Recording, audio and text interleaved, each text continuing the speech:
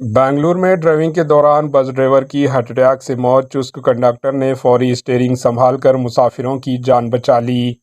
ریاست کرناٹکا کے دارالحکومت بنگلور میں نیلامنگلہ کے داسناپور کی جانب جانے والی کرناٹکا آرٹیسی بس میں ایک افسوسناک اور حیرت انگیز واقعہ پیش آیا۔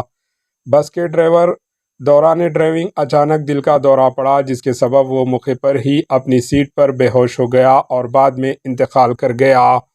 اس ہنگامی صورتحال میں کنڈکٹر اوبلیش نے غیر معمولی بہادری اور فوری ردعمل کا مظاہرہ کیا۔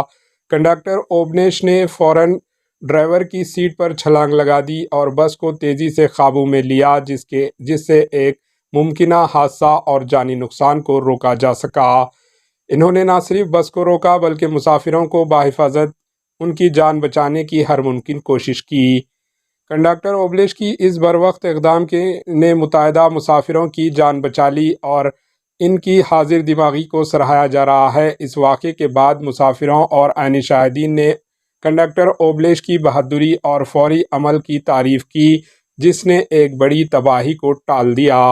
Bureau report, AHN news.